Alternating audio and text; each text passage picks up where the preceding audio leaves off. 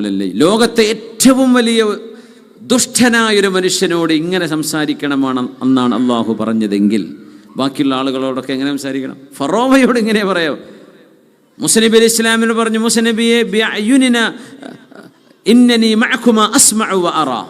മൂസ നബിയെ, I am with you, I can see and hear. ഞാൻ നിങ്ങൾ പറയുന്നത് കേട്ടുകൊണ്ടും നിങ്ങളെ കണ്ടുകൊണ്ടും നിങ്ങളുടെ കൂടെ ഫറോവയുടെ കൊട്ടാരത്തിലാണ് നിങ്ങൾ ഉള്ളതെങ്കിൽ പോലും ഞാൻ നിങ്ങളുടെ കൂടെ ഉണ്ട് കേട്ടോ മൂസ നബിയെ എന്നാണ് അള്ളാൻ്റെ വാക്ക്. അങ്ങനത്തെ പടച്ചവൻ വിടുമ്പോഴേ നിങ്ങളിഞ്ഞ് ദേഷ്യപ്പെട്ട് എങ്ങനെ ആക്രോശിച്ച് ചീത്ത വിളിച്ചാലും നിങ്ങളെ ഒരു ചുക്കും ചെയ്യാൻ അവനെ കൊണ്ട് കഴിയില്ല എന്ന് അള്ളാഹു കൊടുത്ത ഉറപ്പുണ്ട്. എന്നാലും ഖൂലാ ലഹു ഖൗലൻ ലയ്യിന. സോഫ്റ്റ് സ്പീച്ച് എന്ന് പറയുന്ന വലിയൊരു സയൻസ് ഓഫ് ടോക്കിംഗ്, സംസാരിക്കേണ്ടത് എങ്ങനെ എന്ന് പഠിപ്പിക്കുന്ന വലിയൊരു മര്യാദയും വലിയൊരു സയൻസും അള്ളാഹുയുടെ വലിയൊരു അറഗൻ്റായ ഒരു സ്റ്റബോൺ പേഴ്സൻ്റെ മുമ്പിലാണ് ഇങ്ങനെ സംസാരിക്കാൻ മൂസ നബിയെ ട്രെയിൻ ചെയ്യുന്നത് അള്ളാഹു. അങ്ങനെ മൂസ നബി സംസാരിക്കുന്ന ചില വാക്കുകളുണ്ട്. വമാ റബ്ബുൽ ആലമീൻ. ഞാൻ അവസാനിപ്പിക്കുകയാണ്. വമാ റബ്ബുൽ ആലമീൻ, who is the Lord of the world's. ആരാണ് ഈ ലോകങ്ങളുടെയൊക്കെ പടച്ചോ എന്ന് പറഞ്ഞ ആൾ? ആരാ മൂസ നബി? ആരാണ് മൂസ? ആരാണ് റബ്ബുൽ ആലമീൻ? മൂസ നബി അലൈഹി സ്വലാം قال رب السماوات والأرض وما بينهما إن كنتم موقنين. റബ്ബുൽ ആലമീൻ എന്ന് പറയുന്നത് റബ്ബുസ് സമാവാതി വൽ അർള് വമാ ബൈനഹുമാ, ആകാശലോകങ്ങളും നമ്മൾ അധിവസിക്കുന്ന ഈ ഭൂമിയും ഇതിനിടയിലുള്ള എല്ലാം, ഇതെല്ലാം പടച്ച ഒരാളുണ്ടല്ലോ. ഇൻ കുൻതും മൂഖിനീൻ, നിങ്ങൾക്ക് യഖീനുണ്ടെങ്കിൽ. എന്താണ് യഖീൻ്റെ അർത്ഥം എന്നറിയോ? നമ്മൾ പറഞ്ഞ ഈമാനും ഇസ്ലാമും അല്ല ഇത്. യഖീൻ എന്ന് പറയുന്നത് അവിശ്വാസികളോടും ദൈവനിഷേധികളോടും ഖുർആൻ പറയുന്ന ഇൻ കുൻതും മൂഖിനീൻ, നിങ്ങൾക്ക് യഖീനുണ്ടോ? എന്താ അതിൻ്റെ അർത്ഥം എന്നറിയോ? ലോകത്ത് ബദീഹിയായ ചില അറിവുകളെ നിഷേധിക്കുന്നവരുണ്ട്. എന്നാൽ പ്രത്യക്ഷത്തിൽ നമുക്കറിയുന്ന ചില കാര്യങ്ങളൊക്കെ അതങ്ങനെ അല്ല എന്നാണ് പറയുക. ചില ഫിലോസഫിയെ കൂട്ടുപിടിച്ചിട്ട് പരമമായ സത്യം, ഇപ്പോൾ സത്യം എന്ന് പറഞ്ഞതാണ് നല്ലത്, അത് പൊടുന്ന കിട്ടിയത്, അങ്ങനെ ചോദിച്ചാൽ മനുഷ്യൻ എന്ത് പറയും? കൊല്ലുക എന്ന് പറഞ്ഞത് മോശമാണ്, മോശം എന്നപ്പോൾ എവിടുന്നാ തോന്നിയത് എന്ന് ചോദിച്ചാൽ വല്ല ഉത്തരമുണ്ടോ? നമുക്ക് ഖുർആനും ഹദീസും പറയാം, സാധാരണ മനുഷ്യൻ എന്ത് പറയും? സത്യമേ പറയാവൂ. അങ്ങനെ ഇപ്പം എന്താ വല്ല നിർബന്ധം എന്നൊരാൾ ചോദിച്ചാൽ എന്താ മറുപടി? ആണ് പെണ്ണും പെണ്ണാണൊക്കെ ആയിട്ട് കോലം കെട്ടി നടക്കണില്ല, അതിനിപ്പോൾ എന്താ കുഴപ്പമെന്ന് ചോദിച്ചാൽ ഇപ്പം എന്താ മറുപടി? ഷറയിൽ നമുക്ക് പാടില്ല, നമുക്ക് ഇസ്ലാം വെച്ച് പറയാം, നമുക്കങ്ങനെ പാടില്ല. ഒരു സ്വതന്ത്രവാദി സംസാരിച്ചാൽ എന്ത് ചെയ്യും? അതുകൊണ്ട് ലോകത്ത് മനുഷ്യൻ അംഗീകരിക്കുന്ന, എല്ലാവരും അംഗീകരിക്കുന്ന ചില കോമൺ പ്ലാറ്റ്ഫോമുകളുണ്ട്. ചില പരമമായ നീതിയാണ് വേണ്ടത്, സത്യം ധർമ്മമാണ്, അനീതി അധർമ്മമാണ്. ഇങ്ങനെ മനുഷ്യൻ എല്ലാവരും യോജിക്കുന്ന ചില ഫാക്റ്റുകൾ മനുഷ്യൻ്റെ ബ്രെയിനിൽ ഇതുണ്ടാക്കിയ പടച്ചവൻ വെച്ചിട്ടുണ്ട്. അതുള്ളത് കൊണ്ടാണ് ലോകത്ത് കോടതികൾ വർക്ക് ചെയ്യുന്നത്. ഇല്ലെങ്കിൽ ഒരു കോടതിക്ക് നിയമം നടപ്പാക്കാൻ കഴിയില്ല. ഇന്നത് സത്യമാണ്, ഇന്നത് നേരാണ്, ഇന്നത് തെറ്റാണ് എന്ന് ബോധ്യമുണ്ടെങ്കിലല്ലേ കോടതിക്ക് വർക്ക് ചെയ്യാൻ പറ്റുള്ളൂ. ഒരു മതത്തിൻ്റെയും പിൻബലമില്ലാതെ പരമമായ ചില സത്യങ്ങളെ മനുഷ്യൻ അംഗീകരിക്കേണ്ടതുണ്ട്. അത് അംഗീകരിക്കാത്ത മനുഷ്യന്മാരെന്ന ലോകത്തുണ്ട്. അതിനാണ് അള്ളാഹു, നിങ്ങൾക്ക് യഖീനുണ്ടെങ്കിൽ, മനുഷ്യന് അനിഷേധ്യമായ പരമമായ ചില സത്യങ്ങളുണ്ട് എന്ന് നിങ്ങൾക്ക് ബോധിക്കുന്നുണ്ടെങ്കിൽ, ഈ പ്രപഞ്ചം ഉണ്ടാക്കിയ ആൾ വേണ്ടേ?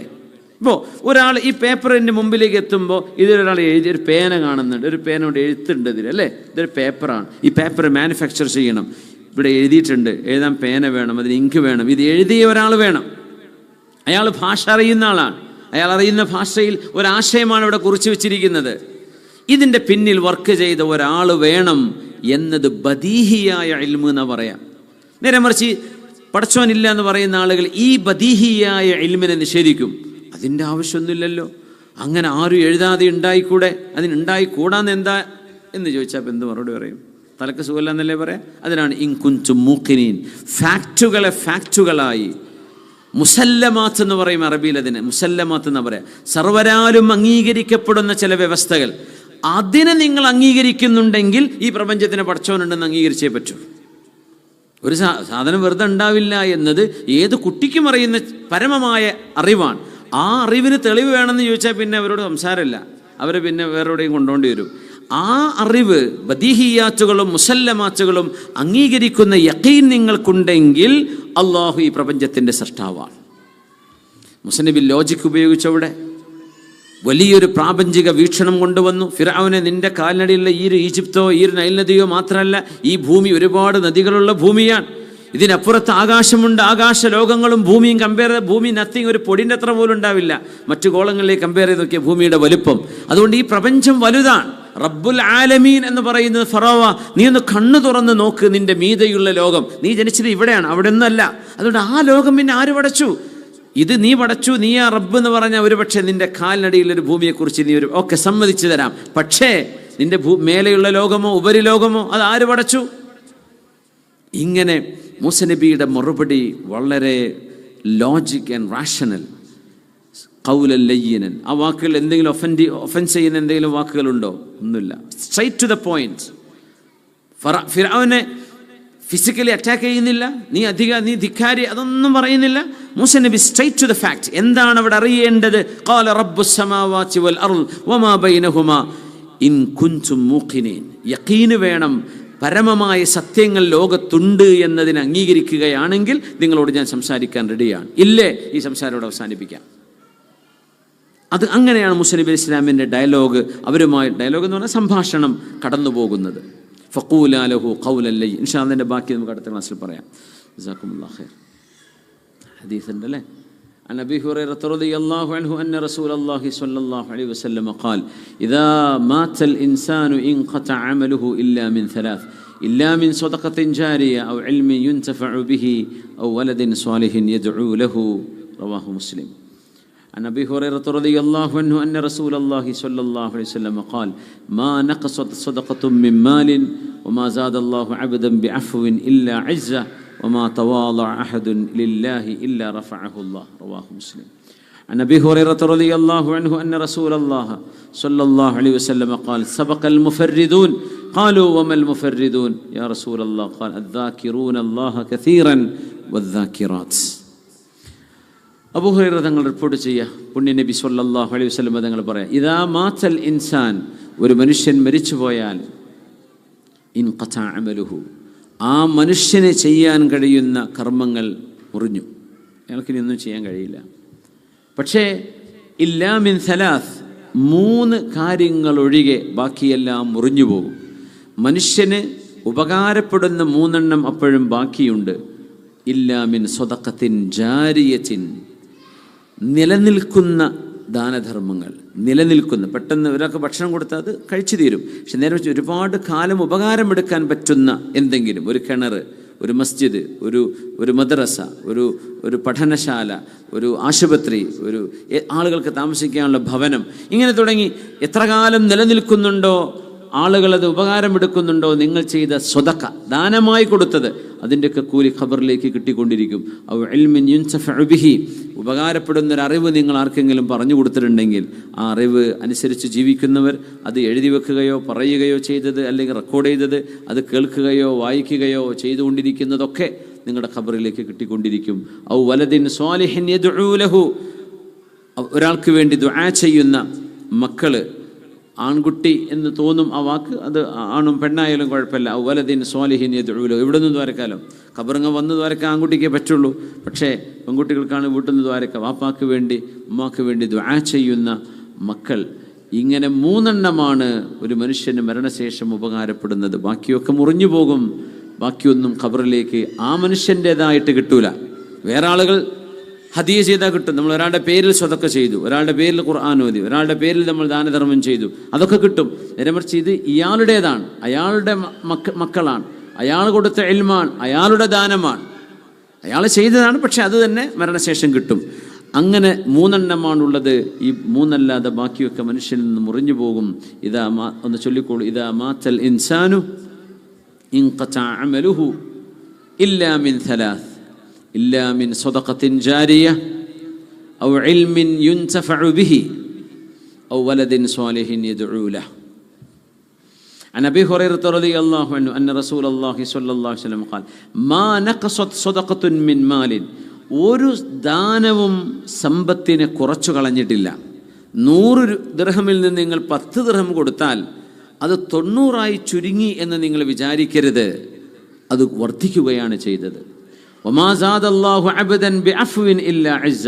ഒരു മനുഷ്യൻ തന്നോട് ഉപദ്രവം ചെയ്ത ഒരാൾക്ക് മാപ്പ് ചെയ്തു കൊടുത്താൽ അതിന് പകരം അള്ളാഹു ഇസ്സത്ത് വർദ്ധിപ്പിച്ചു കൊടുക്കും.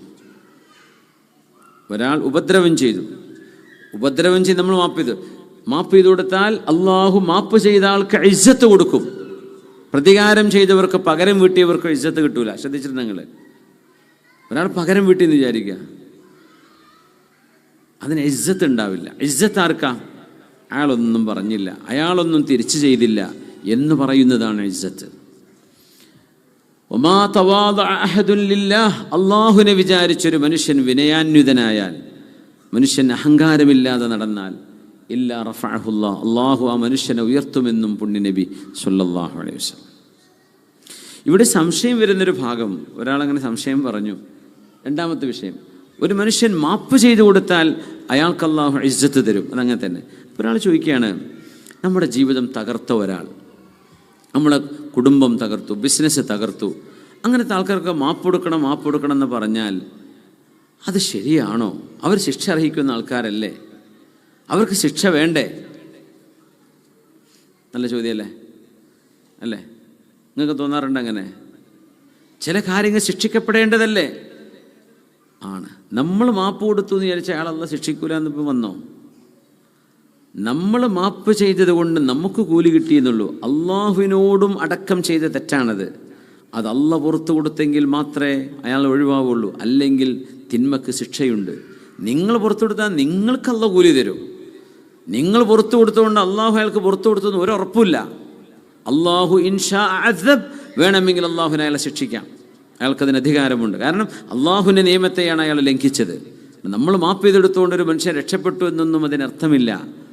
നിങ്ങളും അയാളും തമ്മിൽ ഇടപാട് എന്നാണ് ഹിസാബിൽ പ്രശ്നം ഉണ്ടാവില്ല. പക്ഷേ അള്ളാഹുവിൻ്റെ വിചാരണ വേറെ ഉണ്ടാവും. ശരിയല്ലേ? എന്നല്ലാതെ തെറ്റ് ചെയ്തവരെ രക്ഷപ്പെടാൻ വിടുക എന്നല്ല അതിനർത്ഥം. നമ്മൾ നമ്മുടെ സൈഡ് ക്ലീൻ ചെയ്യുക, നമ്മുടെ മനസ്സിന് സമാധാനം കിട്ടൽ മാപ്പ് ചെയ്ത് കൊടുക്കുമ്പോഴാണ്. അല്ലെങ്കിൽ അതിങ്ങനെ നീറിക്കൊണ്ടിരിക്കും. ചൊല്ലിക്കോളൂ. അൻ അബീ ഹുറൈറത റളിയല്ലാഹു അൻഹു അന്ന റസൂലല്ലാഹി സ്വല്ലല്ലാഹു അലൈഹി വസല്ലം ഖാൽ മാ നഖസത് സദഖത്തുൻ മിൻ മാലിൻ വമാ സാദല്ലാഹു അബ്ദൻ ബിഅഫ്വിൻ ഇല്ലാ ഇസ്സ വമാ തവാളഅ അഹദുൻ ലില്ലാഹി ഇല്ലാ റഫഅഹുല്ലാഹ്. മൂന്നാമത്തെ ഹദീസ്. عن أبي هريرة رضي الله عنه أن رسول الله صلى الله عليه وسلم قال سبق المفردون.